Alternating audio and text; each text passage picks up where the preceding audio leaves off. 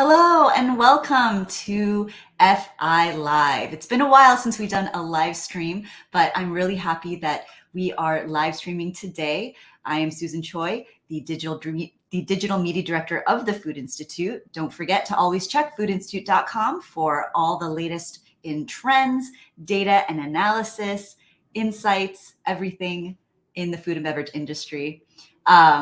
So today we are going to be doing a special live stream on the Winter Fancy Foods Show. It happened in Las Vegas, the 2024 annual Winter Fancy Food Show in Las Vegas. And it's going to be a great show. I first want to say, before I continue with my spiel, that if you do want to see more live streams, give us feedback, leave us a comment, like, share, engage with our content. It helps out a lot when you do that. We are, on live right now on Facebook, LinkedIn, YouTube, Instagram for the first time, which is really exciting. But we need your feedback so that we can do better, make better content, make the things that you guys want to watch. So don't forget to click subscribe to all of our channels, click like, and let us know if you want to, see more live streams like this or what other types of content you want to see. All right, so moving on. Yes, we are going to be covering the 2024 annual Winter Fancy Food Show. It happened in Las Vegas, Nevada, earlier in January, earlier this month, and it was wonderful. As you know, it's one of the, as you may or may not know, it's one of the largest in food industry trade shows brought on by the Specialty Food Association, and the companies were there bringing out the latest and greatest all across the globe. You can see there popcorn, nuts, meats, cheeses, beverages, confectionery, bakery items, sauces, condiments, you name it, they had it. And I can't wait to break down all that I observed at the show with some special guests of mine. I'm looking forward to hearing their own insights and observations. So without further ado, let's meet our guests.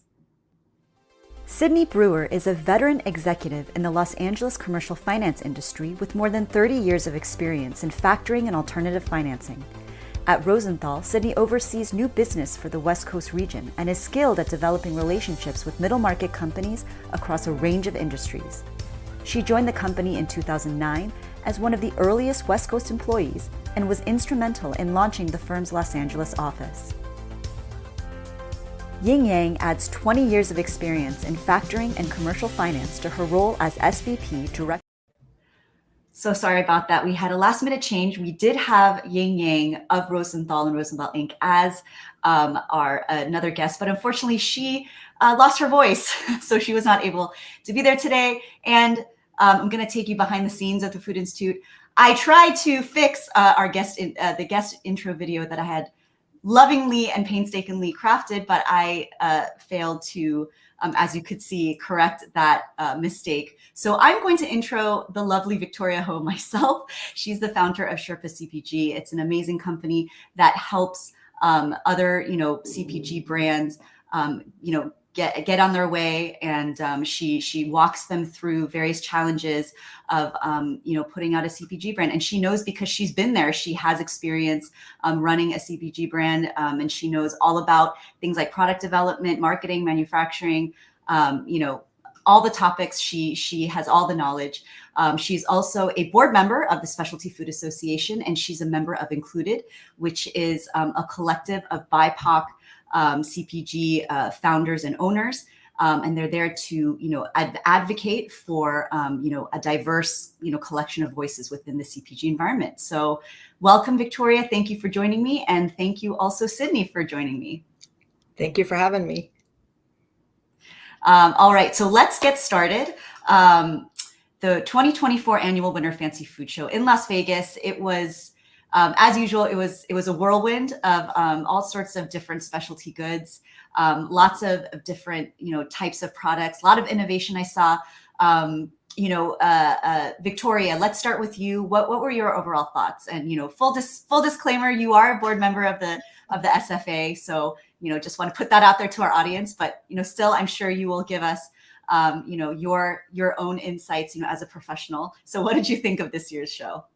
Yeah, well, that's actually a great lead-in, is my seat on the board. Part of the joy of being on the board is the ability to share that the Specialty Food Association is actually a membership-based nonprofit. And so, you know, my volunteership with the organization is after 10 years of being a member of the organization and the community that I found within the food and beverage family.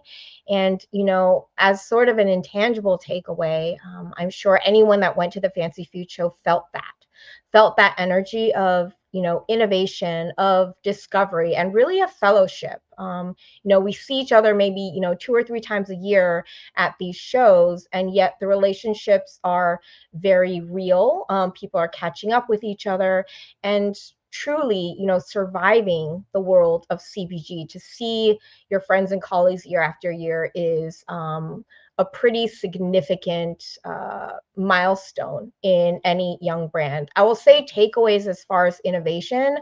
I'm really thrilled to see diversity entering the shelf, not only in products that celebrate heritage flavors, but really in the entrepreneurs and the stories and the family lines. Real intention with sourcing and ingredients and technique going on behind the scenes to bring products that celebrate approachable wellness to the shelf. And I think all of that is going to really help to sort of redirect the way that Americans as kind of a nation approach their relationship to purchasing food in a grocery store or online, and also how we eat. Yeah, I'm really excited for what's to come 3 months from now when all these leads start to, you know, pan out. Yeah, I love what you mentioned about the diversity, Victoria. We definitely saw a lot of that there. A lot of, you know, that's, you know, spawning off a lot of trends in different flavors, you know, yeah, just in general, just a lot of variations we saw in product and in, you know, in company profile alike. Sydney, what about you? What are some things, overall thoughts that jumped out, you know, for you when you? It's interesting, as Victoria was speaking, you know, hearing the stories about the brands, you almost wish you could go to the grocery store and have the brand owner or the product owner there to tell you about it. I think you'd make much different choices in what it is that you bought. Certainly, you know, there's trends as far as packaging and different kinds of farming that were definitely we saw throughout in speaking with the exhibitors there, and always tasty samples and treats. So that's always a great addition. It's always about the samples.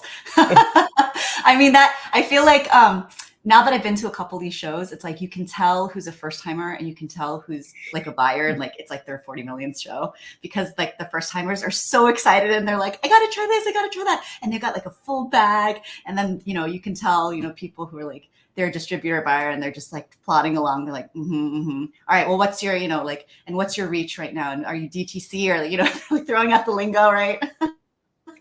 Barely tasting anything. They're like, all right, I gotta go back to those. I've already eaten too much. I'm done, but yeah. But all right, so yeah, speaking of samples, I mean, let's talk flavor trends. Something I noticed that SFA, you know, definitely was anticipating was going to be a trend. So, which I thought was interesting. Pantone's color of the year is peach color. And so that really translates into food and beverage. You know, you can have a peach flavor. So saw a lot of different peach flavored products. I thought that was really interesting. I feel like, especially in the Asian sector, because peach definitely is a flavor that's already pretty prevalent. You know, they were really able to showcase that. And so I thought that was like an interesting tie-in that companies could do, you know, with Pantone Color of the Year, because I feel like in the past few years, that whole Pantone Color of the Year thing, that's been going on for a while, but it's only recently that, you know, companies have been really marketing around that. And now you can, you know, you have the food and beverage companies kind of like tying into that. I thought that was interesting. I don't know. Did anyone see that as well? Like, have any thoughts about that, or any other like? Yeah, well, on peach specifically, I love that you brought in the Asian kind of like peaches in Asian cultures, many Asian cultures, specifically East Asian cultures, aren't just a flavor we celebrate because they're a harbinger of spring, but they're kind of like an iconic symbol as well, right? Of longevity, and of youth. So it's fascinating to me when you think about like who gets to declare at the beginning of a year, right? Like these are the flavor trends. Typically, we'll have data at the end of the year, and we'll see who's right and who's wrong. But I think food trends tend to be interesting because you see what you hear, right? So starting to really look across the shelf for things that are peach flavored. And also, correct, like we have, the American South is another hotbed where peaches are really celebrated. Um, Tiffany Neal, founder of Barlow's Foods, had a glorious kind of award-winning peach syrup to be used on pancakes or in cocktails. So, right, I think when you have a flavor that spans kind of international boundaries and waters, that tends to be a little bit more exciting. And often it is flavor houses or kind of, data organizations that will put out flavor trends. So, they're kind of thinking, I think, in the bigger scheme of doing business as well, right? And with colors, that's also fascinating tie-in. I think if you look at modern or contemporary color palettes, that very pastel, kind of Barbie, fantastical, mythical swirls and gradients. That vibe carried over from last year, where I think the color was like a very beautiful and dreamy lavender. I think that's still continuing, right? Then this is a break or a pivot from a decade ago when you had very kind of like primary Pepsi and Coke, red, yellow, green colors. So it's a whole shift, I think, in mood. And again, how people perceive food as part of their everyday routine, and the amount of kind of time we spend thinking about it and wanting ourselves to reflect the brands that we buy. That's a great point that you mentioned about the peach. I love what you mentioned earlier, the significance of the peach within Asian culture and why that ties into a lot of food products. Yeah, and going across that, into the thoughtfulness of and thoughtfulness of foods as they're presented. I know Sydney, she was mentioning an interesting thing that she personally saw, like a lot of with packaging, a lot of pouch packaging, even an interesting for products that you wouldn't normally see. Like she did say she saw artichokes in a pouch, and so that was something interesting that she saw. Unfortunately, I think her internet connection dropped off. We'll probably see her pop back in a second. But anyway, packaging, thinking about, how companies are, trying to rethink the normal kinds of packaging of, like jars, cans, boxes.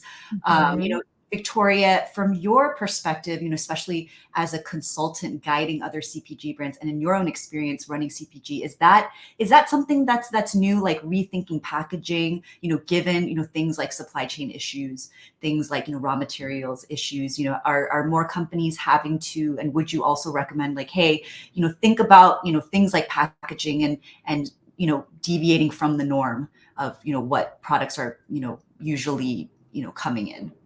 Absolutely. So, I mean, I think about packaging probably way too often, which means I'm in grocery stores just strolling the aisles like an obsessive for hours and hours and leave the store with nothing.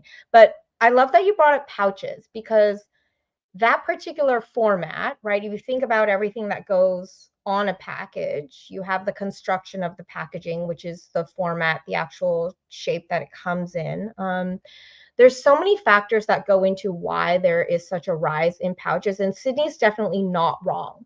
The shift that you're maybe noticing now in mass has taken place over really the past 10 years. And there's several factors for that, both from the innovation side of wanting to do more efficient business and from the desire to serve consumers who kind of want always the most convenient user experience. So from the back end, right, from the manufacturing side, one reason why there's been such a switch to pouch formats is because compared to, I would say, other standard formats, let's take cereal and granola, for example, right? You see them almost exclusively now in pouches with a zipper seal versus the bag in a box of 10 years ago. So pouches are lighter, right? On a store shelf, you can typically stock more of them in the same footprint as you used to be able to stock boxes.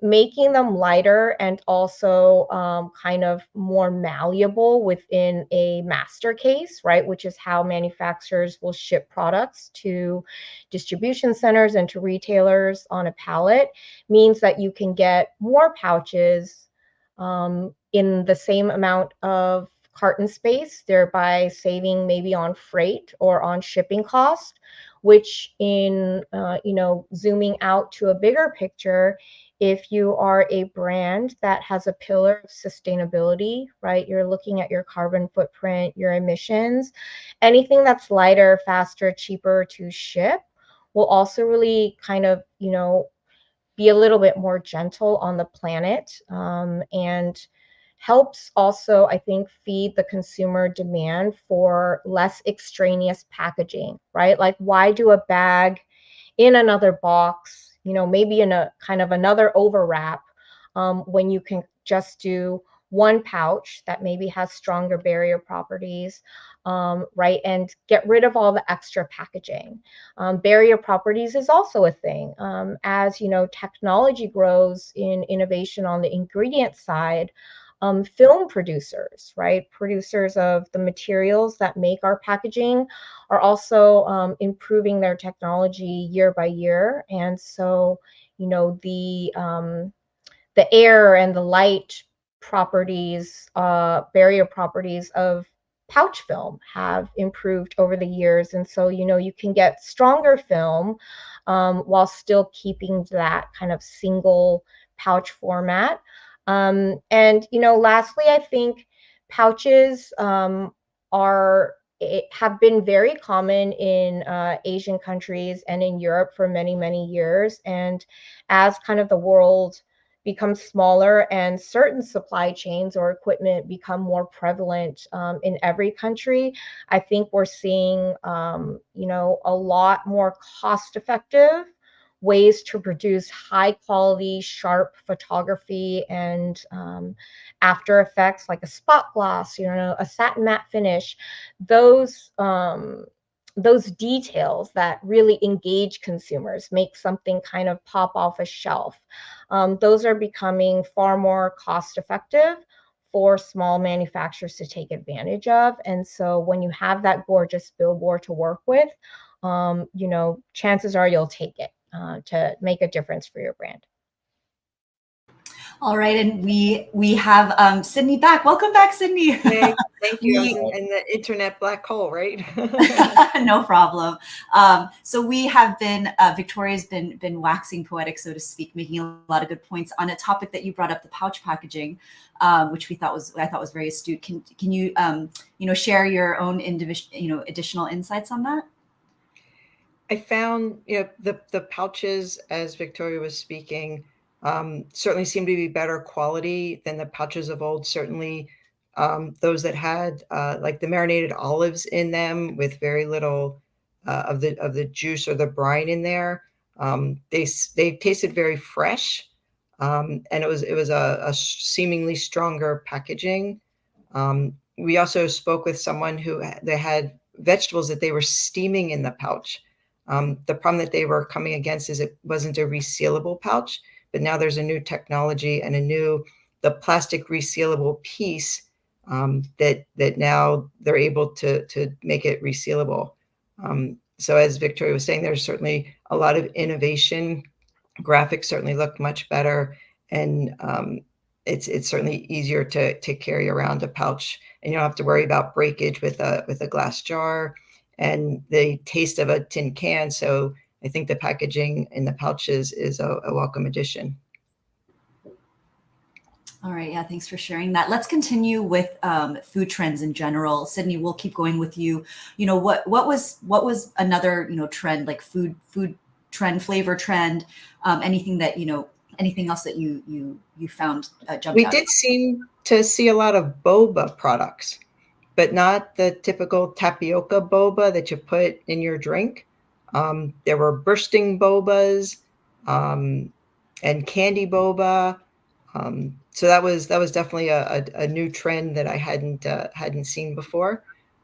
We also talked to several people about the different kinds of farming and the regenerative, organic, certified farming.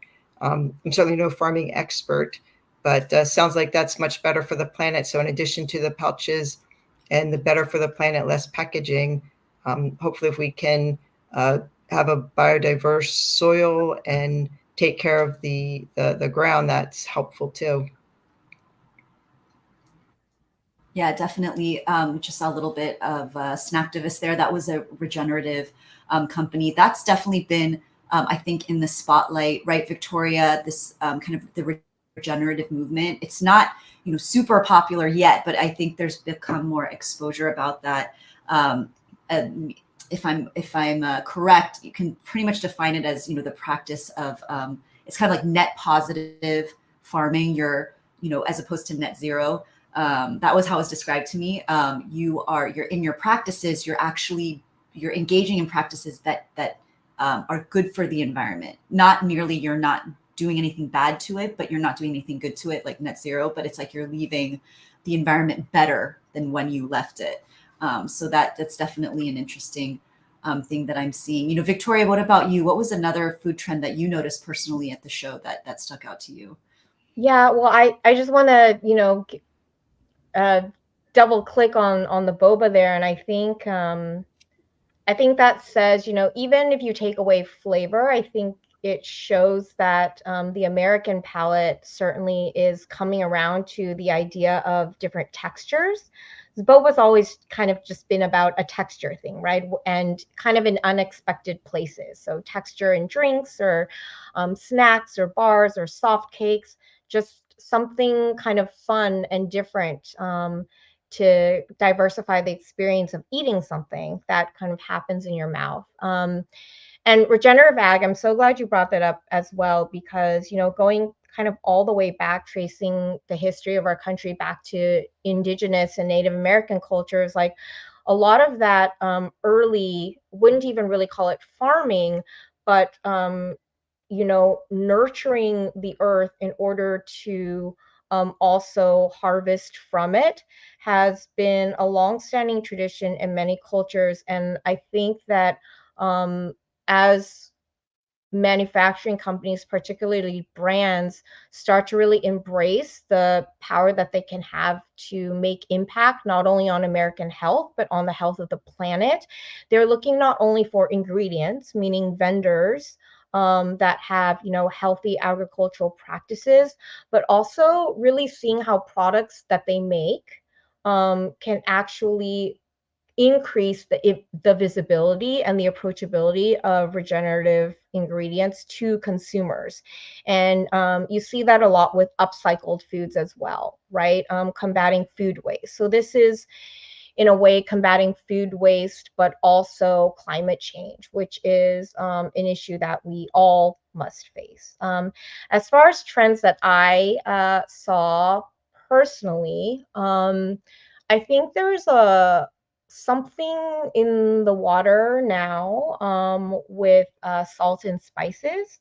And by that, I mean like really high quality, organic, single origin spices. And, you kind of Which of us didn't grow up maybe with one of those funny dusty spice racks that had like came almost like pre-filled with, you know, like 25 different things, and you know, you'd only use the cinnamon and maybe the basil when you're younger. But I think as you know, sourcing becomes something that's much more part of the everyday conversation, even with consumers. And consumers are becoming so savvy now about transparency and supply chain. I think there's an embrace of the fact that the global pantry of spices is so rich, and that we all kind of want to update or elevate the things that we use every day. So right now, that kind of ambiguous cinnamon becomes, is it Indonesian cinnamon? Is it Saigon cinnamon? Is it Ceylon cinnamon? And with that spices, I think there's also a very big shift towards embracing the complexity of global flavors. So over the past 10 years, whereas like clean label foods and healthy foods have often been, you know, kind of mono ingredient foods or things with very, very short ingredient lists, I would say the celebration of, you know, Indian cuisine, particularly, but also Southeast Asian cuisine, right? These like really rich and well balanced and nuanced curry pastes have, you know, 20 or 30 ingredients in them, all carefully selected and blended together so that, you know, kind of we enjoy them as one food, but we're no longer kind of scared of long ingredients list when we know that these seasonings and that are really iconic to certain cultures have kind of been tested through time and tradition, and now kind of being more brought forward to the American table.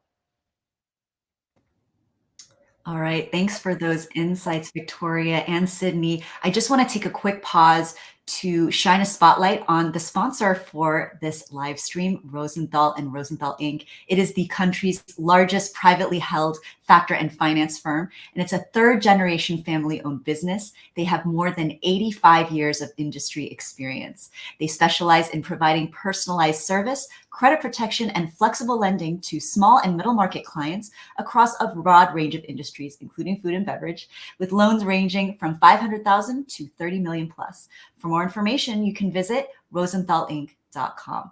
Our thanks to them. All right, getting back to our scheduled programming, we've talked about food trends, we've talked about flavors, we've talked about convenience. I want to cover a subject that we've had a great conversation about earlier. You know, want to get your guys' opinion out there about founder readiness at trade show, company readiness at trade shows. You know, Sydnee, let's start with you. You know, you in Rosenthal and Rosenthal Inc., you guys work with, you know, growing companies, you know, in the food and beverage industry. I mean, as it relates to readiness at trade shows, you know, like, you know, companies that are starting out businesses, they're eager to get that product out there. But, you know, what are your thoughts on, you know, companies being ready, you know, the elements of being prepared, you know, to present their product, you know, because it's not, we were talking about before, it's going beyond flavor, you know, what other factors are important, you know, when going into those trade shows? I mean, you can certainly have the best tasting product, the best looking product, but unless you have the proper distribution and the proper supply chain, you're not going to be able to bring that product to market. So it's extremely important that the founders, even if they have a great idea, that they have the backing, the infrastructure within the organization. There are a couple of companies that we spoke with when we were talking about their distribution.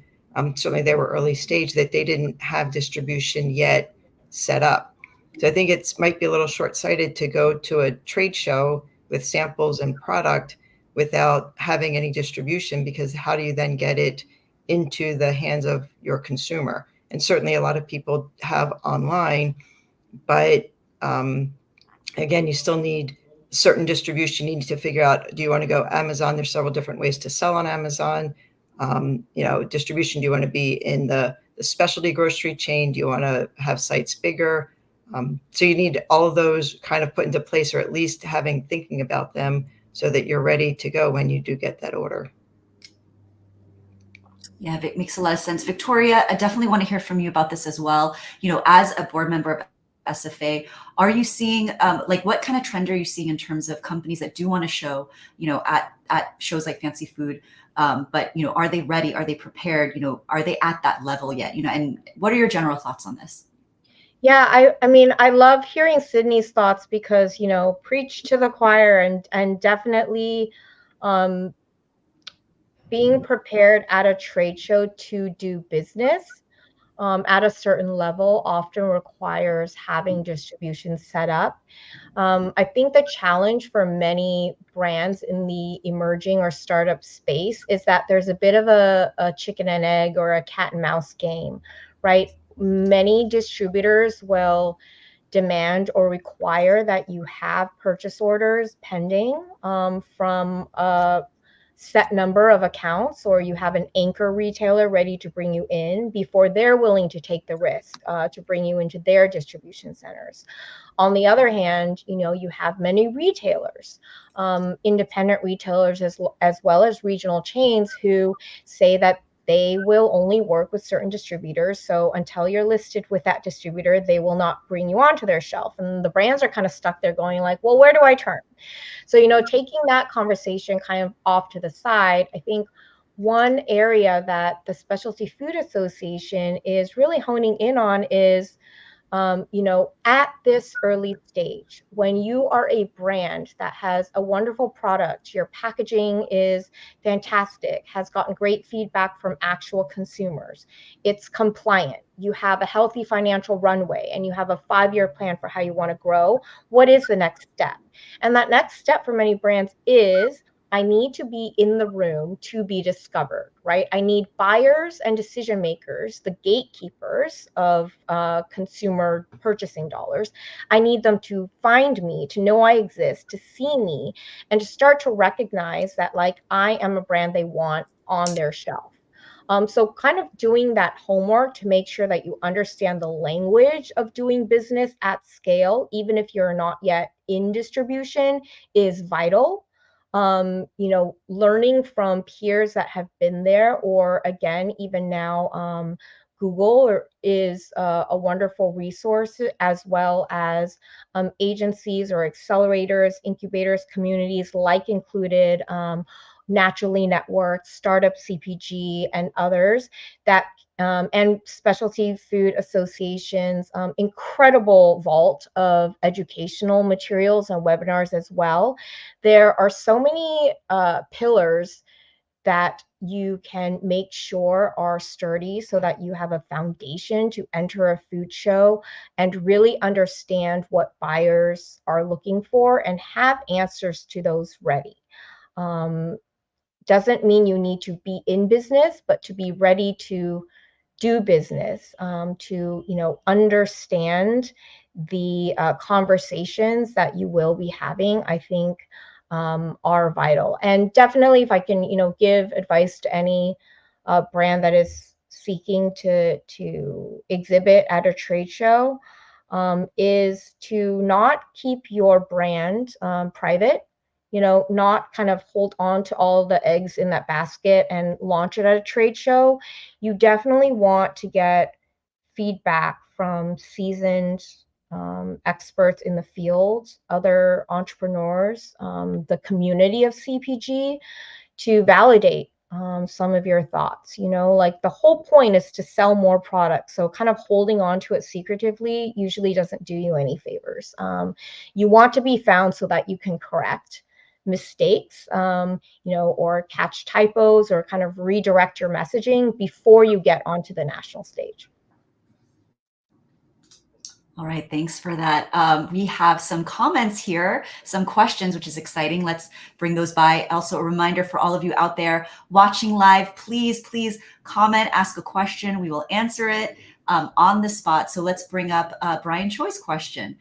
What are some biggest challenges of CPG founders in 2024? Victoria, I want you to start us off with an answer. Sure. And I'll try to keep this clippy. It's, like do your strategy and focus then on executing against those strategies. I think for 2024, the brands that will survive are the ones that can focus. And I mean focus top to bottom. It is very easy and tempting to look at innovation, new products, things like that, as ways to kind of distract ourselves from putting our heads down and doing the work, making sure, as Sydnee said earlier, your supply chain is tight. You have an alternative supplier for your primary suppliers. Your relationship with your co-packer is tight. You have line time. You nurture those relationships you have with your retailers. You follow up on leads. You focus 100% focus, minimize that cash burn, and set yourself up for a time of wealth, hopefully come a year from now when the economy and consumers are bouncing back strong. All right, Sydnee, what about you? What are your thoughts on this? 2024, certainly from an economic perspective, is shaping up to probably be very uncertain, and trying to consumer demand can be spotty at best. So even in the best of economic circumstances, you still need to know who your customer is and what niche and what your story is, and that has to come through loud and clear so that it makes the buying decision that much easier for the consumer. And it makes it even worse when you have a difficult economic environment. So even though the market is doing well, consumer spending is probably going to be about flat, or at least is expected to be. So you have to find your way through that grocery aisles or that internet abyss so that you can so your consumer can find you.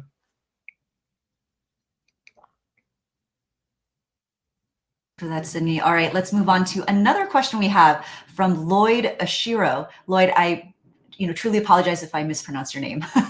But let's see his question. If a brand sells to both retail and food service distribution, can their booth at Fancy Food appeal to both channels' decision makers, and how? All right. Well, let's see. Victoria, I guess I have to kick it over to you. You're a board member of SFA, so let's hear from you first.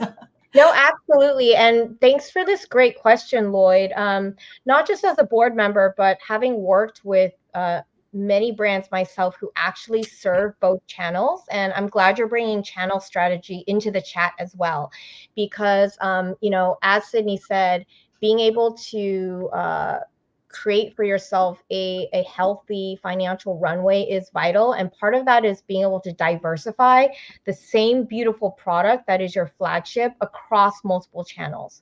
So not only would I recommend that you spotlight your ability to serve both retail and food service, but also have the paperwork, namely, right, have the sell sheets and the operational infrastructure for how those different formats are sold to those different channels ready at the booth.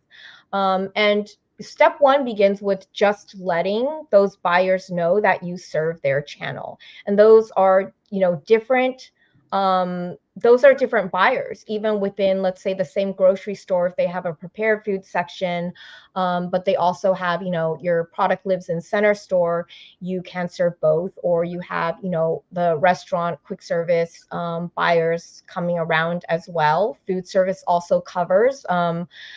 I really have to emphasize, for many brands, food service is not just restaurants behind the or back of the house. Food service in 2024 also covers retail hospitality, right? Cruise ships, airlines, vending machines, hospital, and cafeterias, Google Office, right?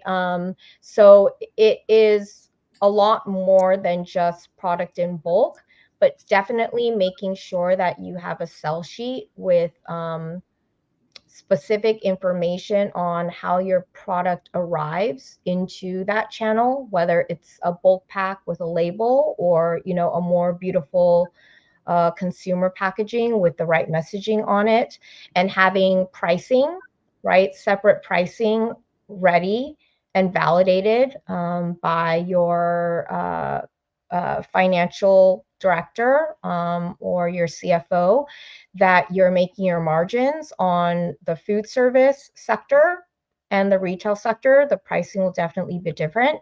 You'll probably also have different minimums for those channels. And right, so making sure that you do your homework so that when those buyers come to your booth, you can give them the right and custom pitch, and also issue a press release before every trade show. Always recommend this, can't recommend it enough. Stating that you have products for both food service and retail, and make sure that with every trade show that you do, you really flesh out your online booth profile that almost every trade show organization offers to an exhibiting brand, and always indicate, again, that you serve both channels, right? Buyers won't know unless you let them know. So definitely do your homework and be ready to sell. All right, thanks for that. That's a very educational lesson. I feel like I learned a lot. I feel like I'm ready to put out a CPG product.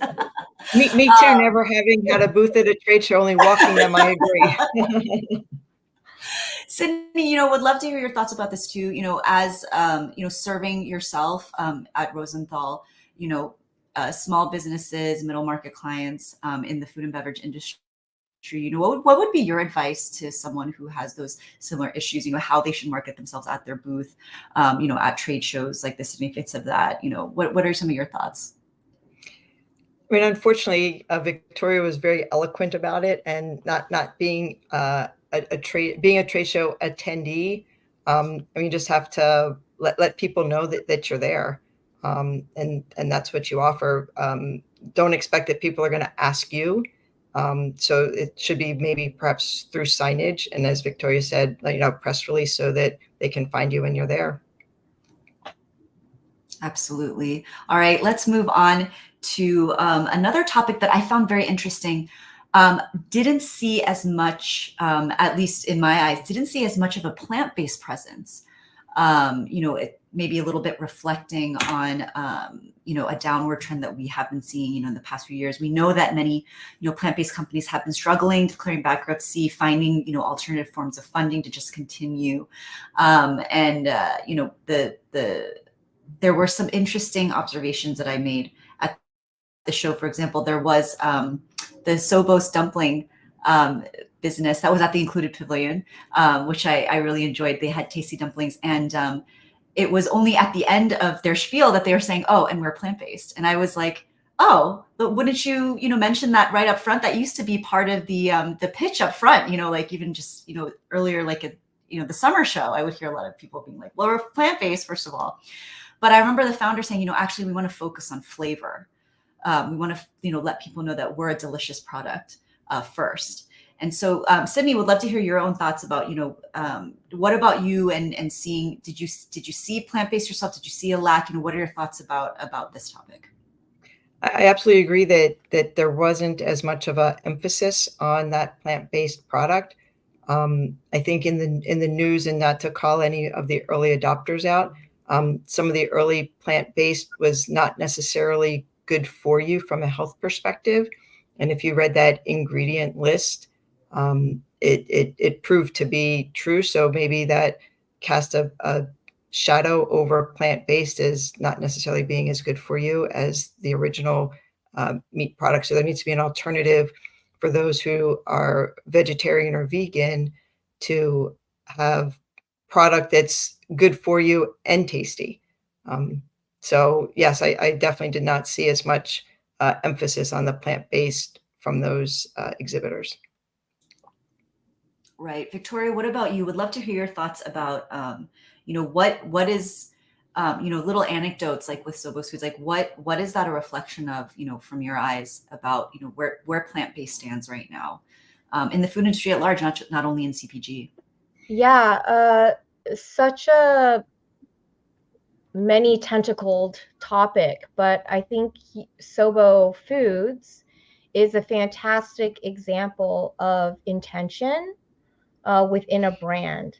So I think what Sydnee mentioned quite well is, early adopters tend to come in packs, right? And it is a human tendency, I think, to see success and then for kind of a second cohort to try to glom onto that success without as many negative connotations as that phrase might carry with it.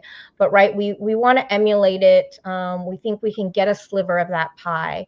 what's lovely about brands like Sobo is, I think, even though they are based on kind of a plant-based product philosophy, the intention of the product is really more about inclusivity than it is about exclusivity, meaning it is not a product that is specifically for vegans, right? Or for people that avoid meat, or, for people that are looking for kind of a silver bullet with their dietary habits. And we've seen a lot of that in America with kind of dietary lifestyles that become trending. For example, gluten-free or paleo or keto, right? This kind of like silver bullet culture of America where we're trying to find the thing that is going to allow us to indulge permissibly. Brands like Sobo are saying, our product is made without meat simply so that it can be savored by everybody. Oh, and by the way, right, if you are looking specifically to, avoid meat, or you're looking to up your vegetable intake, their product is also kind of packed with fiber and plant-based protein, right? So it becomes a product that lets you think about enjoying food first and really tapping into nostalgia or to tradition, and not so much having to really think and do homework and study your food as a healthy food before you enjoy kind of the holistic health benefits of simply eating with abandon, and eating with joy, and feelings again being part of the current conversation about what contributes to human wellness, period. With plant-based as well, from an industry perspective, I think a lot of contemporary brands are also just trying to avoid fuzzy words, right? And plant-based, if you look from the industry side, is quite well known. But if you look at consumer data, it's still rather confusing to the average consumer what plant-based actually means.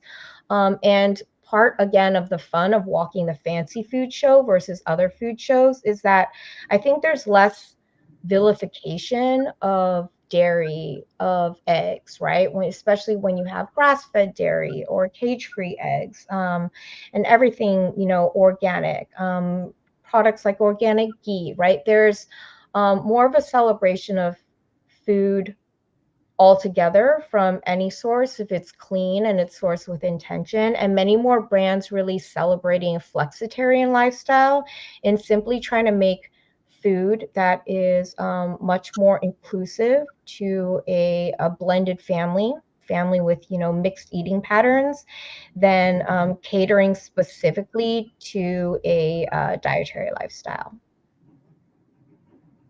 Makes a lot of sense. Loved you brought up that the that's definitely been a trend for a while, the flexitarian lifestyle, people wanting to try the plant-based, not wanting to all of a sudden go vegan, but really softening the barriers coming down between lifestyles, so to speak, and wanting to experiment and try things and be more open to that. All right, we are coming in on the hour, so we're gonna wrap it up. But final question for the guests, gotta ask it. What do you guys anticipate for 2024 when it comes to CPG companies? Victoria, let's start with you.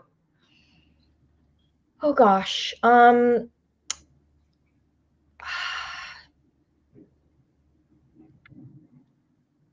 I guess I'm speechless. I think that indicates, to put words to that pause.